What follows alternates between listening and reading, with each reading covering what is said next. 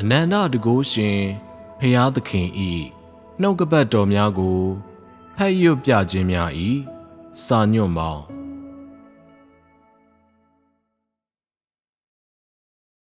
အတုမရှိဖျားသခင်ကိုယ်တော်တိုင်ရှစ်ဖျားသခင်သည်အရာခတ်သိမ်းတို့အသက်အရင်းမြစ်ဖြစ်၏နှင့်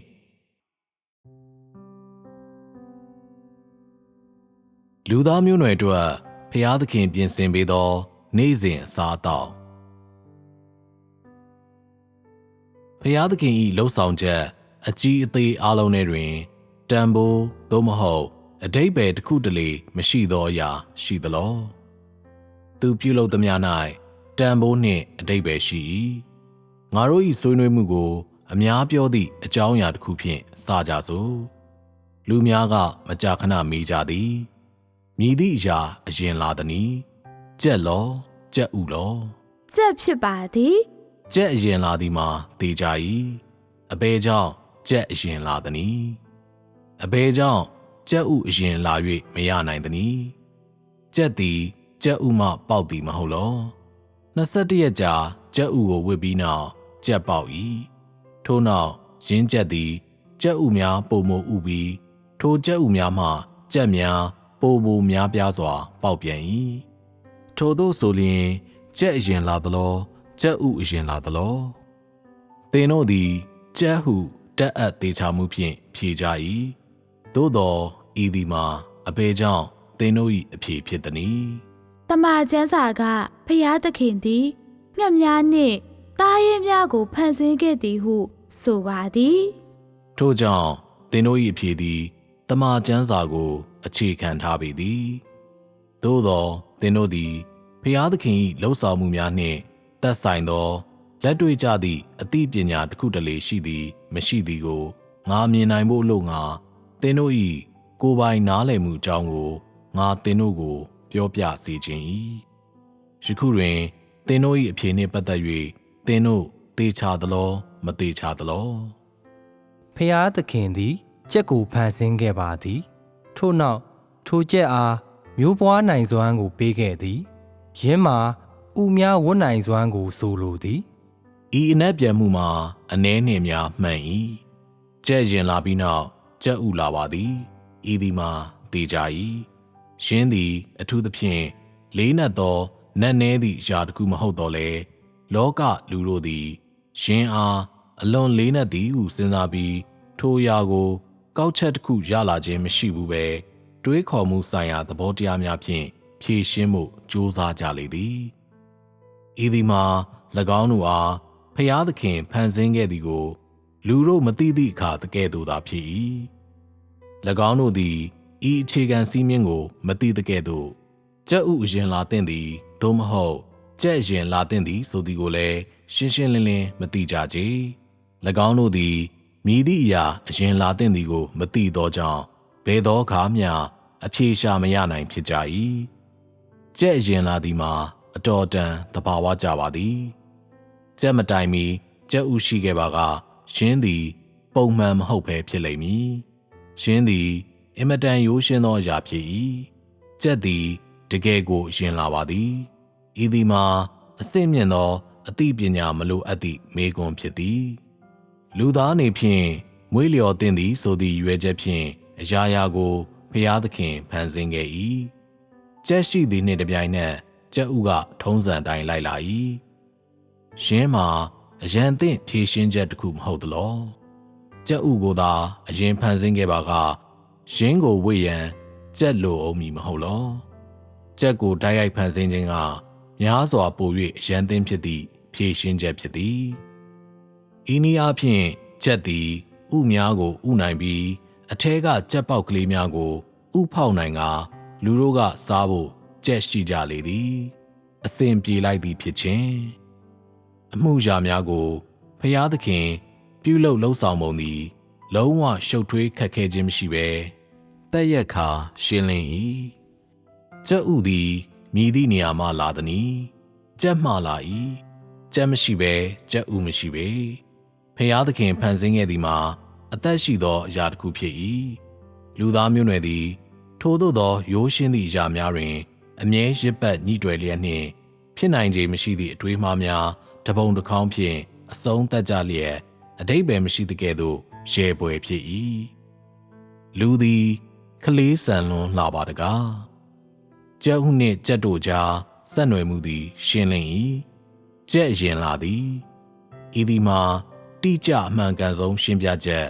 နားလည်ရန်အတိအကျဆုံးနည်းလမ်းနှင့်အတိအကျဆုံးအဖြစ်ဖြစ်၏ဤသည်မှာမှန်ကန်၏မည်သည့်အကြောင်းအရာများကိုယခုပင်ငါတို့ဆွေးနွေးကြပြီးဖြစ်သည်။လူသားမျိုးနွယ်နေထိုင်သည့်ပတ်ဝန်းကျင်နှင့်ထိုပတ်ဝန်းကျင်အတွက်ဖျားသခင်လှုပ်ဆောင်ခဲ့သည့်အရာပြီးလျင်သူပြုလုပ်ခဲ့သည့်ပြင်ဆင်မှုများကြောင့်ဆွေးနွေးပြောဆိုခြင်းဖြင့်ငါတို့စခဲ့ကြသည်။သူစီစဉ်ခဲ့သည့်အရာလူသားမျိုးနွယ်အတွက်ဖျားသခင်ပြင်ဆင်ခဲ့သောဖန်ဆင်းခြင်းအရာများကြားဆက်နွယ်မှုများနှင့်လူသားမျိုးနွယ်ကိုထိခိုက်နစ်နာစေခြင်းမှသူ၏ဖန်ဆင်းခြင်းအရာများကိုတားဆီးဖို့ဤဆက်နွယ်မှုများအားဖျားသခင်စီစဉ်ပုံတို့ကိုငါတို့ဆွေးနွေးခဲ့ကြသည်ဖျားသခင်သည်အရာခတ်သိမ်းကို၎င်းတို့၏အမြင့်မားဆုံးအသုံးဝင်မှုဖြင့်အသုံးတော်ခံခွင့်ပေးရင်းသူ၏ဖန်ဆင်းခြင်းအတွင်းရှိမတူညီသောအရာများစွာကလူသားမျိုးနွယ်၏ပတ်ဝန်းကျင်ပေါ်ရှိကောင်းရှိခဲ့နိုင်သည့်ထိခိုက်နစ်နာစေမှုကိုလည်းလျော့ပါးစေခဲ့ပြီးလူသားမျိုးနွယ်ထံအကျိုးရှိစေသည့်တဘာဝအင်အားစုများနှင့်အတူအကျိုးရှိသောပတ်ဝန်းကျင်တစ်ရပ်ကိုဆောင်ကျဉ်ပေးခဲ့သည်ထို့သောဖြင့်လူသားမျိုးနွယ်အားထို့သောပတ်ဝန်းကျင်တစ်ရပ်ကိုကျင့်သားရနိုင်စေကာဘဝနှင့်မျိုးပွားခြင်းတန်ရာကိုမှန်မှန်ဆက်လက်ဖြစ်စေလေသည်ထို့နောက်လူခန္ဓာကိုယ်ကလိုအပ်သည့်အစားအစာလူသားမျိုးနွယ်၏နေ့စဉ်အစားအသောက်ကြောင့်ငါတို့ဆွေးနွေးပြောဆိုခဲ့ကြသည်ဤသည်မှာလည်းလူသားမျိုးနွယ်ရှင်သန်ရေးအတွက်လိုအပ်သည့်အခြေအနေတစ်ရပ်ဖြစ်သည်ဆိုလိုသည်မှာလူခန္ဓာကိုယ်သည်အသက်ရှူခြင်းတစ်ခုတည်းဖြင့်အာဟာရအတွက်နေရောင်မျှဖြင့်သို့မဟုတ်လေဖြင့်သို့ဒီမဟုတ်တင့်တော်သည့်အပူချိန်များဖြင့်သာမရှင်သန်နိုင်ပေလူသားများသည်၎င်းတို့၏ဝမ်းများကိုဖြည့်ရန်လဲလိုအပ်ပြီးဖျားသခင်သည်မည်သည့်အရာကိုမျှလေ့လျူရှုမသွားဘဲ၎င်းတို့ထိုသို့လှုပ်ဆောင်နိုင်ရန်လူသားမျိုးနွယ်၏အစာရင်းမြစ်များဖြစ်သည့်အမှုရာများ၏ရင်းမြစ်များကိုလူသားမျိုးနွယ်အတွက်ပြင်ဆင်ပေးခဲ့သည်သင်တို့သည်အမတန်ကြွယ်ဝကာပေါ်များသည့်ခြံထွက်ပစ္စည်းများဖြစ်သည့်လူသားမျိုးနွယ်၏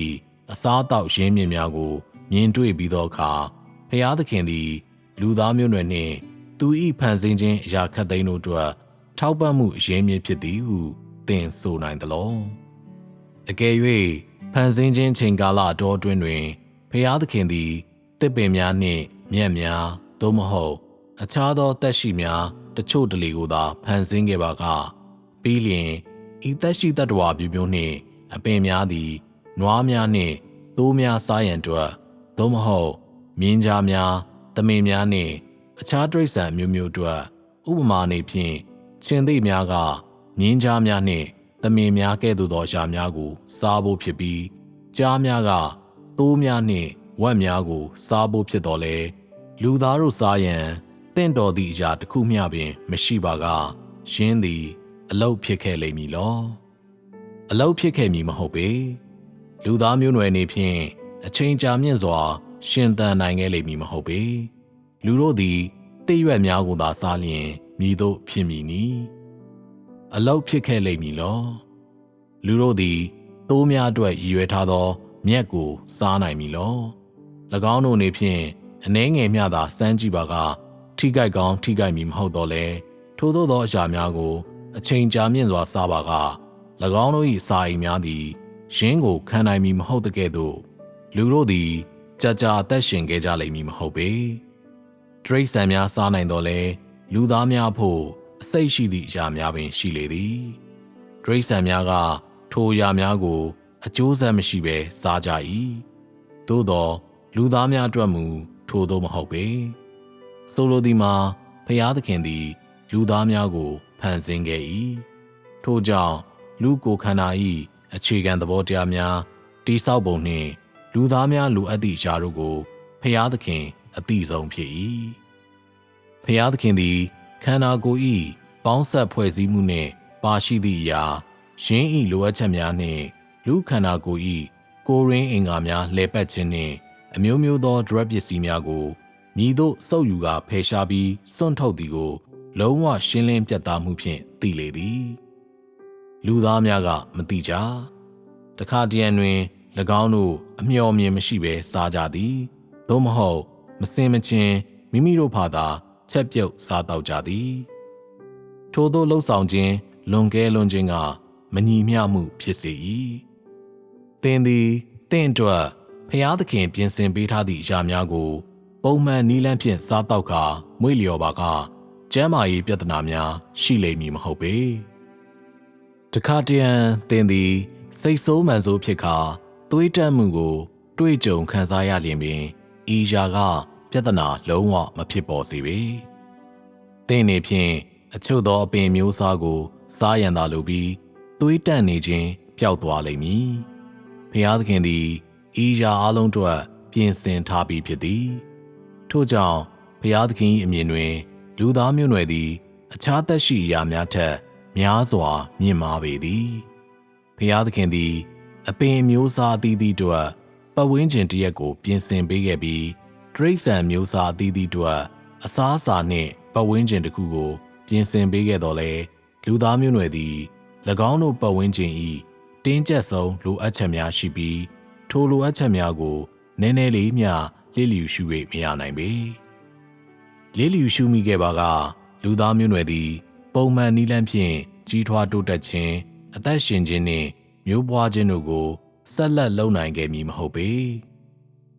ဤရာကိုသူ၏စိတ်နှလုံးထဲတွင်အသိဆုံးသောသူမှာဖျားသခင်ဖြစ်၏ဤရာကိုဖျားသခင်လှုပ်ဆောင်ခဲ့ခြင်းတွင်သူသည်အခြားမည်သည့်အရာမဆိုထက်ထိုရာပေါ်သာ၍အလေးထားခဲ့၏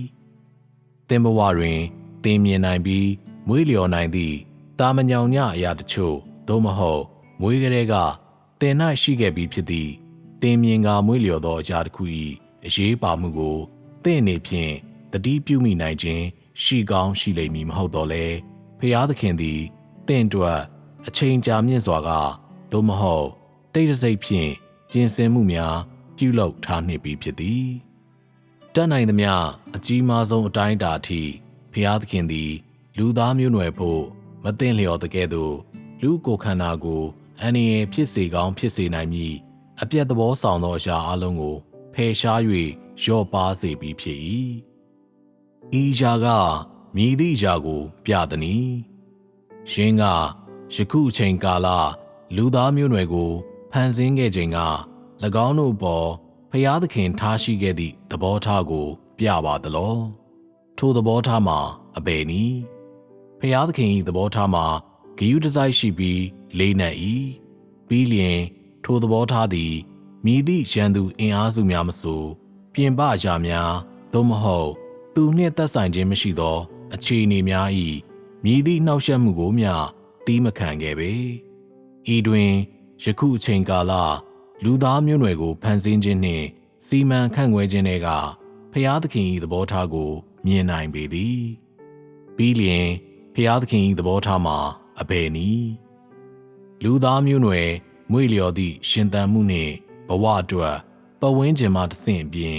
၎င်းတို့၏နေ့စဉ်စားသောက်နှင့်နေ့စဉ်လိုအပ်ချက်များတွင်လူကိုဖျားသခင်သည်ဖန်ဆင်းခဲ့သည့်အချိန်ကလေးက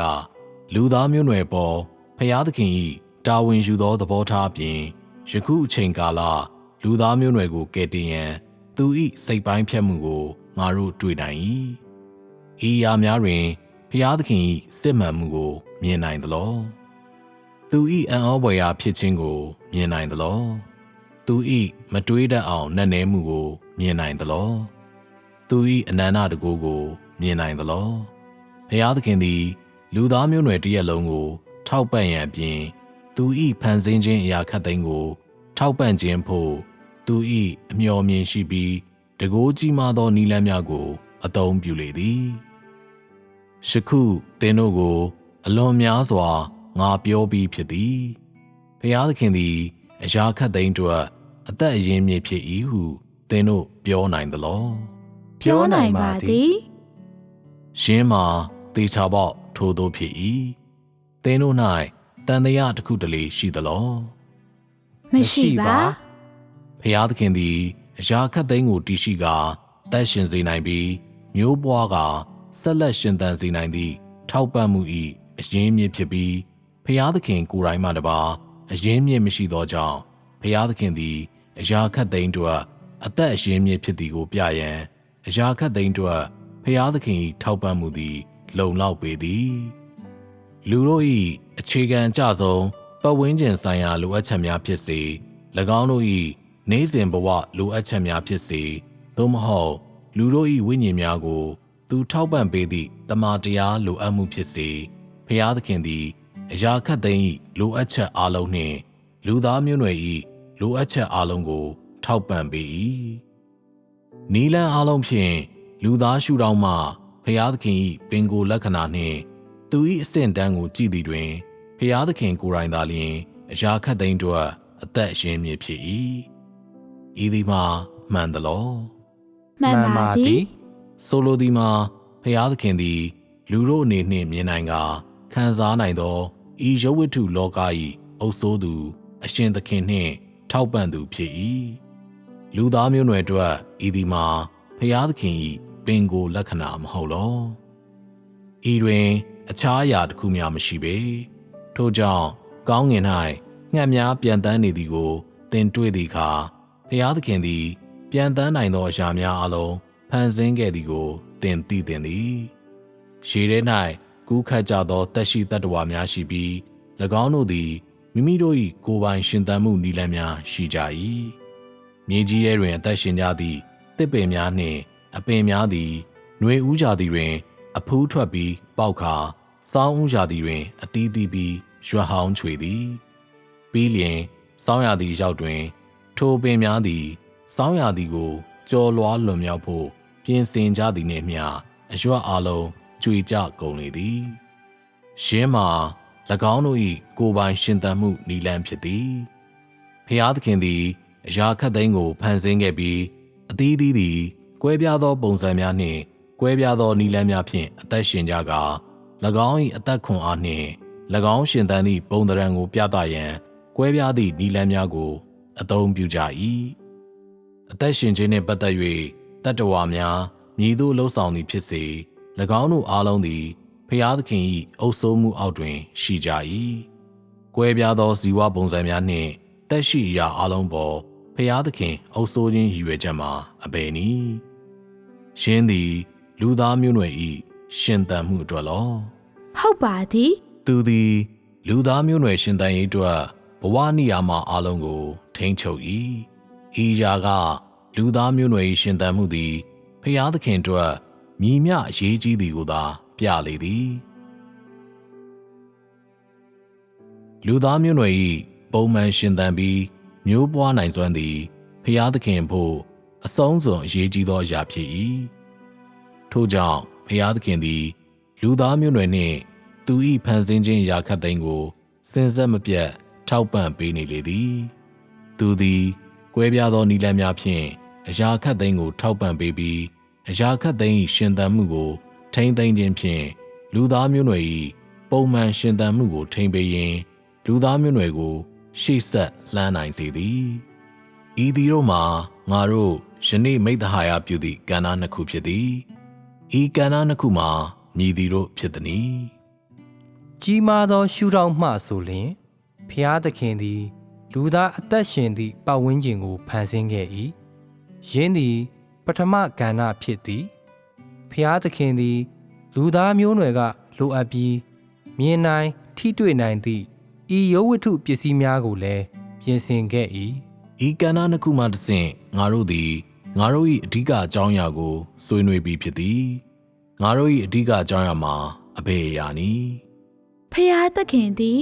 အရာခတ်သိမ်းအတွက်အသက်အရင်းအမြစ်ဖြစ်၏ဤကောင်းစဉ်နှင့်ပတ်သက်၍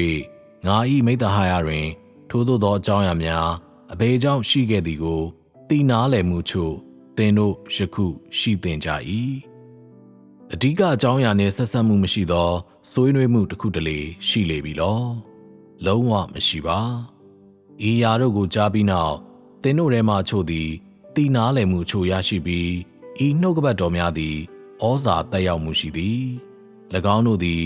အလွန်ရေးကြီးသည်ဟုယခုထင်ကောင်းထင်ကြလိမ့်မည်ဖြစ်တော်လဲအခြားသူများသည်ဓာတ်ရိုက်နားလည်မှုအချို့သာရှိပြီးဤနှုတ်ကပတ်တော်များသည်၎င်းတို့ထဲနှင့်၎င်းတို့ကိုယ်၌ကအရေးမကြီးဟုထင်ကောင်းထင်ကြပေမည်လက်ရှိခိုက်တန့်တွင်သင်တို့ဤအရာကိုမည်သို့နားလည်သည်ဖြစ်စေသင်တို့၏အတွေ့အကြုံသည်တနေ့နေ့ကိုခရီးပေါက်သည့်ချိန်သင်တို့၏သိနားလည်မှုသည်အဆင့်တစ်ခုခုသို့ရောက်သည့်ချိန်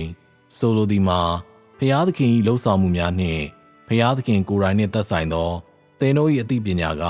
အဆင့်တစ်ခုခုသို့ရောက်ရှိသည့်ချိန်တွင်သင်တို့သည်ဖျားသခင်၏လှုပ်ဆောင်မှုများဖို့လေးနက်ပြီးရိုးသားစစ်မှန်သောတသက်သေခံချက်တစ်ခုကိုပေးရန်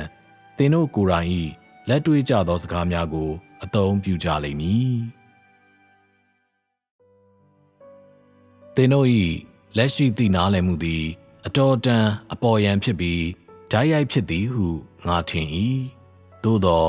ငါ၏ကဏ္ဍနှစ်ခုမိဿဟာယကိုကြားရင်ဖြင့်ဖျားသခင်သည်လူသားမျိုးနွယ်ကိုထောက်ပံ့ရန်မြည်သည့်နည်းများအသုံးပြုသည်သို့မဟုတ်လူသားမျိုးနွယ်ကိုမြည်သည့်အရာများဖျားသခင်ထောက်ပံ့သည်ကိုအ ਨੇ ဆုံးသင်တို့သတိပြုမိနိုင်ကြသလော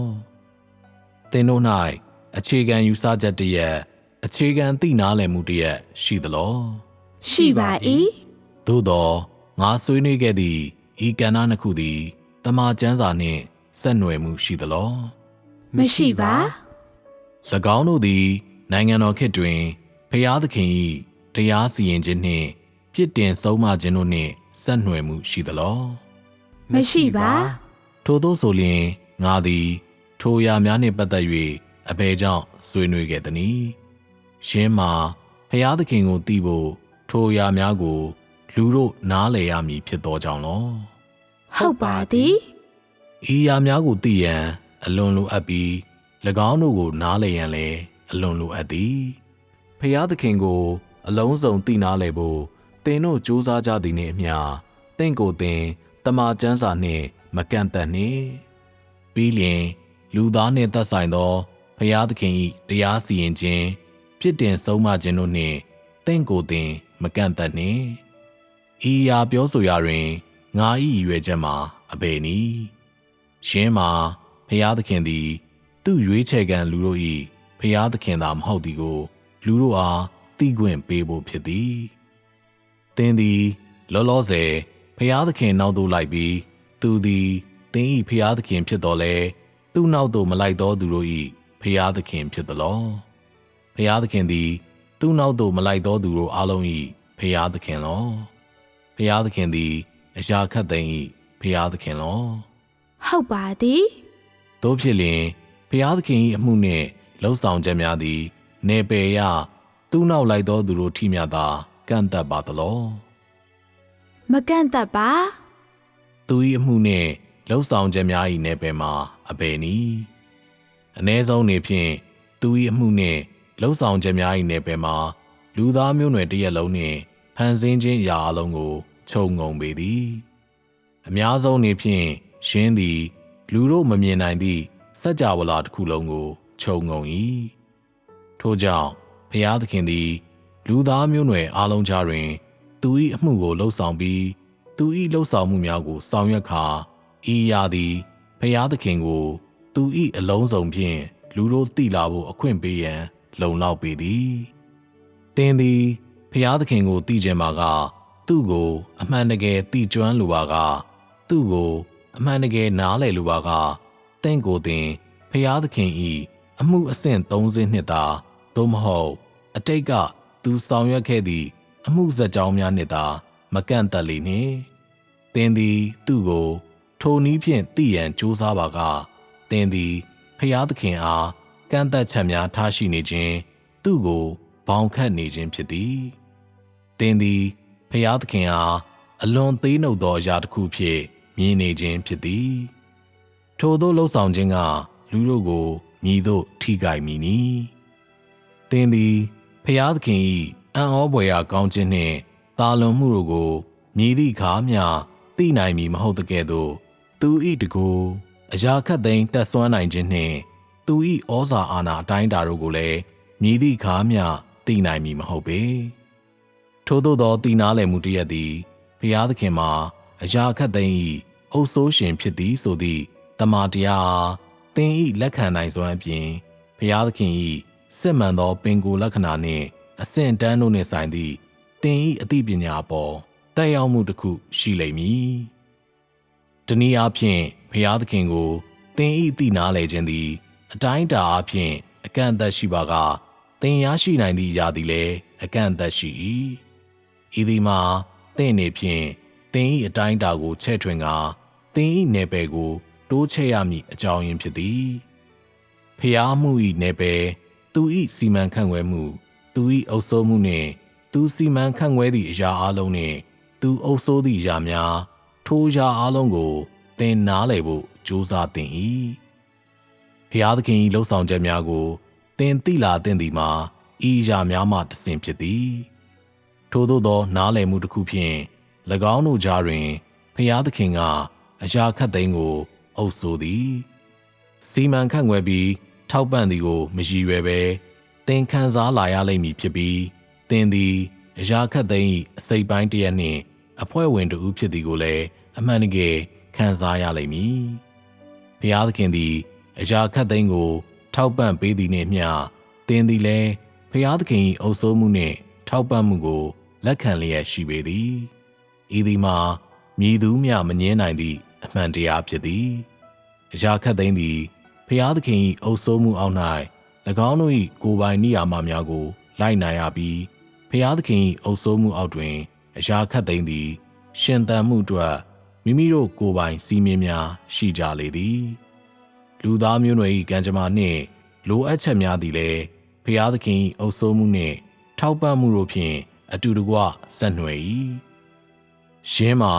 ဖျားသခင်၏စိုးမိုးမှုနှင့်အုပ်စိုးမှုအောက်တွင်လူသားမျိုးနွယ်နှင့်အရာခတ်သိမ်းတို့သည်ဆက်နွယ်ကြသည်တဦးကိုတဦးအမိပြုကြပြီးကံတူအကျိုးပေးတူကြသည့်အကြောင်းရင်းဖြစ်သည်ဤသည်မှာအရာခတ်သိမ်းကိုဖျားသခင်ဖန်ဆင်းခြင်း၏ရည်ရွယ်ချက်နှင့်တန်ဖိုးဖြစ်၏ဤရာကိုယခုနားလည်ကြပြီလောသို့ဆိုလျှင်ယနေ့မိသားရာပြုချက်ကိုထိုရာနှင့်တူအဆုံးသတ်ကြစို့နှုတ်ဆက်ပါသည်